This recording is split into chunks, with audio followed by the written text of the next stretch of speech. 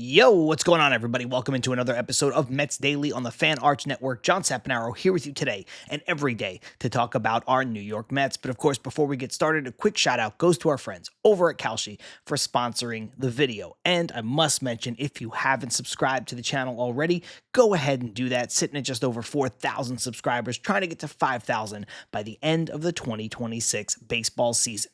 Don't look now, but the Mets are continuing to play inspired baseball after their victory yesterday. I was going to say last night. Yesterday versus the Pittsburgh Pirates, the Mets have now won back-to-back road series, and they are doing so in fairly convincing fashion. Of course, they sweep the Cleveland Guardians during the week, and then they go into Pittsburgh, short bus trip, and they're able to take the first game of the series before dropping the second game of the series behind what was a bad start from Robert Stock. You take it, you move on, whatever, and then they bounce back in the rubber match in a big, big way. And I think when you talk about inspired baseball, you talk about the way the Mets are playing right now, lost season or not, okay, there's a lot of people on this team who, as I've said before, are going to be here in 2027. And forget about the guys who have been there, done that. Forget about the Bo Bichetts, who we'll talk about. Forget about the Sean Manayas, who we'll talk about. Forget about the Kodai Sengas, who we'll talk about. We have to talk about Noel McLean and Christian Scott and Zach Thornton and AJ Ewing and Carson Benj. When we look at these players, they've not done this before. This is their first go around with the big league club. This is something where you want to see them pushing the envelope. You want to see them winning and contributing. And that's why when people talk about this soft tank, when people talk about, going out there and playing for a protected pick, we talked about it last week. I understand the value in that. I just don't think that that's, if it happens, that's great. I don't think that that's what you're playing for if you're an organization that is trying to become a winner. The Mets have, despite Steve Cohen's best efforts to make them a consistent winner, have still been what they have been for their entire franchise existence, which is a boom and bust. Win, lose, win, lose. Now, the Mets have done it in kind of frantic fashion because they've kind of been one good year, one bad year, one good year, one bad year under Cohen. But when you look at the totality of their existence, this is kind of the same franchise that they've always been. They win a little bit, they lose a lot. They win a little bit, they lose a lot. They take a step forward, they take a step back. So if you want to start to build this continuity, this is what you want to see. So look, if the Mets fall into a pit over the next, month starting today, and they get this protected pick and they wind up picking fifth in the draft, I'm not going to be upset. It is what it is, but I'm not going to root for that to happen. And what I like about this is to get the sweep against Cleveland, the Mets put up 13 runs in an absolute barrage and seal the deal going away. And that's what I mean by inspired baseball. And then to win the series, to rebound from what was an ugly start by your pitcher that kind of never lets you get settled. They lose 9-0 on Saturday. They bounce back with 11 runs to seal the deal and win the rubber game and win the series. And now you look up and the Mets sell off a bunch of pieces, so many pieces, some to these same Pittsburgh Pirates, and they've now beaten two teams on the road who were buyers. Now, we can talk about, the AL Central is always weak and the Cleveland Guardians are a fraudulent team. Fine, fair. We could talk about, Pittsburgh, Mets caught him at the right time. They, didn't get to see Skeens, and he's been bad anyway, and their offense has gone into the tank with the injuries to Connor Griffin and O'Neal Cruz and Ryan O'Hearn and on and on and on. Sure, but you got to go out there and do it. And this Mets team from a month ago probably wasn't going to do that, and they're doing it now. And they're going to get a test coming up starting today, and we'll talk about that in the final segment. But it's nice. You should be happy watching the Mets. I talked to a buddy of mine at my softball game yesterday, and he's like, I'm just not interested in watching the Mets right now. He's like, you probably have to because you do these Mets shows. And I said, yeah, I do, but why wouldn't you want to watch the Mets right now? There was a time, and to each their own. People have things going on in their lives and you don't want to watch it. That's fine. But there was a time this season when the Mets were literally unwatchable, where they've got a bunch of people injured and they've got a bunch of underperforming, underwhelming, and you're watching the season in real time slip away, slip away, slip away. That's when it was frustrating watching the Mets. It was frustrating watching the Mets in May. It was frustrating watching the Mets in June. Watching the Mets now in August, these young kids, it's fun. Watching the Mets right now with guys who are on the upswing, watching Francisco Alvarez doing what he's doing, watching Bo Bichette, watching Sean Manaea, anticipating the return hopefully soon of Juan Soto, watching Carson Benz chase down a Rookie of the Year, watching Nolan McLean being in conversation for the Rookie of the Year still. Like, this is fun, especially if they're going to play the way they have over the last two series, which again has been very good. They put up crazy offensive numbers since the trade deadline, and don't look now, but they're pretty good. And that's fun to watch. Now, I'm not going to go too far and say, I've had people tell me like, oh, there's 50 games left and there are only 10 games out of a wild card. Sure. Mathematically, very possible. I'll believe it when I see it. I don't think they're going to stay on a sustained run like this, but maybe they prove me wrong. We'll see. There is time left, and that's why I'm enjoying watching, because there's a little bit of unknown now. I don't buy into that. I don't buy into the Mets trying to make this miraculous turnaround and make the playoffs as a wild card. I don't. But there is some uncertainty, whereas in May and June, there was fair amount of certainty that this team had a stone tied around its neck, and it was just trying to lift itself up, and we just knew that it couldn't. We knew what we were going to get. We knew we were going to get bad baseball. We knew we were going to get uninspired baseball. And now there's a degree of uncertainty to the positive where you're like, well, I don't know, man. I think you can get pretty good baseball game night in and night out. So I said to my friend, and I'll say to you guys, if you gave up watching the Mets because you couldn't be bothered, I understand. I'm not one of these people that's going to tell you have to watch every single game, otherwise you're a terrible fan. Sports is supposed to be fun. And if you're not having fun and you can do other stuff with your life, that's fine. But if you're one of these people who gave up in May or June and you just kind of touch base from afar, I would say maybe give the Mets another chance, because they're playing some fun baseball, especially if you live in New York and you can go to these games during the week for like $5, $10, $20. I'd give it a shot, because this has been, by and large, a fun run of Mets baseball. A lot of that has to do with Sean Manaea and what he has done over, honestly, the last couple months. Sean Manaea deserves a lot of credit. Sean Manaea is a guy that I said was in danger of losing his roster spot. And it wasn't just me. A lot of people were saying that, and he was deserving of that.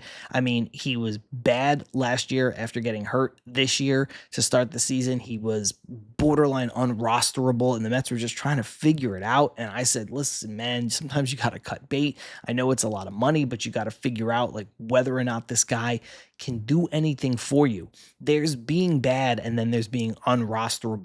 Do you want to pay a guy $25 million to have a 4.50 ERA? No. But can you? Yeah. Do you want to pay a guy $25 million who can barely pitch? Absolutely not. That's a dead roster spot. But he has turned his season around in a very meaningful way. On Sunday, he goes 7 innings, gives up 3 hits, only 1 run on a solo home run, 11 strikeouts, no walks. 11 strikeouts, no walks for Sean Manaea. He's gotten his season ERA down to 4.13, which is a very respectable number. And if you look up, and this is courtesy of Joe DeMeo, shout out to him on Twitter, since June 1st. So now you're talking about a sustained run. June 1st was over 2 months ago. All of June, all of July, first almost 2 weeks of August here. He's got a 3.44 ERA, 68 strikeouts in just over 70 innings. So you're looking at a very, very good run from Sean Manaea. He's got at least 6 innings pitched in 5 of his last 6 starts. And over that same time, he's gone 7 innings twice. This is not the Sean Manaea that was utterly dominant in 2024, but this is shades of that Sean Manaea. If Sean Manaea is going to pitch to, let's just call it a 3.4 ERA and go 6-7 innings every time out, Sean Manaea is a rotation piece, a massive rotation piece. He's not going to be your ace like he was in 2024 on that miraculous run, but he's also not probably going to be your 5th starter. He's going to slot somewhere in the middle. Now, you look under the hood and, some of the numbers are standing out. Some of the numbers, okay, well, this is I won't say luck, but this is okay. He's doing it, but how sustainable is it? But to me, the story with Shamanaya has always been playing off of the fastball. And when you look at it, the fastball's been good. He's 93, 94, he's touching 95. And that's the under the hood number I'm concerned with him, because if he's throwing his fastball at, the low 90s and he touches those mid 90s every once in a while, not only does it allow his other stuff to play up, but it also allows him to pitch with better confidence, which I think is a big part for Shamanaya. I think Shamanaya is a guy who needs to throw that fastball and knows, hey, I could just throw it in there. I'm going to sling it in there and I'm going to dare you to hit it, and then I'm going to get cute with the other stuff. So I think part of it is very tangible in, okay, he's got more separation between his fastball and his other pitches, sure. But I think the other part of it that's intangible is up here for Shamanaya. It's the mental part of the game where it's like, okay, now this guy can actually pitch the way that he wants to pitch. He deserves a ton of credit for being able to pull off this turnaround. And honestly, the Mets pitching coaches, the Mets pitching development deserves a lot of their pitching lab, whatever you want to call it. They deserve a lot of credit because everybody's going to circle Justin Willard and they're going to circle Freddie Peralta and they're going to say, what the hell happened with this guy? And look, the Mets starting pitching again for the second year in a row was not good, and it ultimately tanked or helped tank the Mets season. That's true. But Justin Willard was able to get this rebound from Shamanaya. Justin Willard has presided over Christian Scott and what he's doing. He's presided over Nolan McLean and what he's doing, Zach Thornton and what he's doing. He presided over one of the best bullpens in Major League Baseball, and they've sold off pieces and they've not missed a beat by and large. So I think the Mets pitching lab, the Mets Major League pitching coach in Justin Willard deserves a lot more credit than he's getting. I think that there were some people who did not do a good job, and that's fine. It is what it is. But I don't think that it is a full and fair big picture representation of what the Mets pitching has been this season, or rather the job that their pitching coach has done. I'm looking forward to seeing what he does, not only to close out the season, but looking forward to seeing what he does in 2027 as well. Baseball season is here, and now you can trade every game on Kalshi. And you know what I do before I sit down to record this show? Hop on over to the Kalshi app and see what's going on. Good value, fun, interesting stuff, specifically as it relates to the New York Mets, or at least that's what we try to do. Now, the market for tonight favors Atlanta. So the Mets with a win is trading at 42 cents a share. I think that's really good value when you look at the pitching matchup, which is Bryce Elder versus Christian Scott. So if you think the Mets are going to win and you don't agree with where the market's at, 42 cents a share means $100 will get you $233. And if you're one of those people who wants this Mets run to continue and you want to see them try to push to make a playoff, or you want to see them continue to play inspired baseball, I think that's a pretty fair place to start. On Kalshi, you're trading against payers in a live market, which means there is no house, and as the probability changes, you can trade into and out of that position for a limited time. Download the Kalshi app and use the code FANARCHBASEBALL to get $10 when you trade 10. Kalshi, trade on anything. Must be 18 and over. Restrictions and eligibility requirements apply. Event contract trading involves risks and may not be suitable for all investors. Prices, values, and available markets may differ from those mentioned. For more information, see kalshi.com/regulatory. Now, you got to talk about the other piece of this game. And look, when your team wins 11-1, there's going to be a lot of things that you can address. But you have to start with the starting pitcher because he goes 7 innings, gives up 1 run, strikes out 11. And then you have to go with the guy who knocked in 3 runs and was on base 6 times and went 5 for 5, and that is Bo Bichette. And I know Bo Bichette, like Shamanaya, like a lot of the stuff that we've talked about on this show, did not have the season that you would expect as Mets fans. Did he have a $40-something million season? No, he did not. But again, you look up at the numbers and you see that it's not bad by any stretch. This is a guy who was bad for 6 weeks and he adjusted. And then since then, he's gone through regular slumps that major league players go through, but he's also done some really excellent things. And I think Bo Bichette deserves credit. Here's the thing. Last time we talked about Bo Bichette, I said, I want him to be on this team in 2027. I don't know if he's going to be on this team in 2027 because the uncertainty of the lockout, going back into free agency as the best position player available, which is what he would be because it's a weak free agent market. So even coming off of a horrendous season, if it was a horrendous season, he'd still be a guy who could say, hey, I'm the best. I am the best player that you can pick up to help your offense. I think now that we've gotten a little bit deeper into the season and the dust has settled, I think what we're going to see is Bo Bichette on this team in 2027. I think the likelihood of him opting in is higher now than it was a couple weeks ago. And I think that's two reasons. One, I think, again, he did go into another little, kind of regular baseball slump, and that's going to keep his numbers, when you combine that with the bad start, it's going to keep his numbers from getting to Bo Bichette-like levels. The batting average is still going to be down. The RBIs are still going to be down. So he's not going to have a fully representative season. Now, look, major league teams don't look at that. Major league teams look at a lot of different things. They look at the under the hood numbers. They look at the offense you were in. They look at, were the finished product numbers an outlier, or do they tell the story? That's what they look at. But I think when you talk about the uncertainty of this offseason, and you talk about the fact that there's going to be a couple weeks to sign a free agent contract before you're deciding where you're going again. So let's just say the World Series ends, and then sometime at the beginning of November, and then you've got the CBA ending on December 1st. You're going to have, 3 weeks, 3.5 weeks of free agency. There's going to be this mad dash. There's going to be a lot of chaos, a lot of confusion. I'm sure some trades will be made. But if you're just Bo Bichette, you opt out.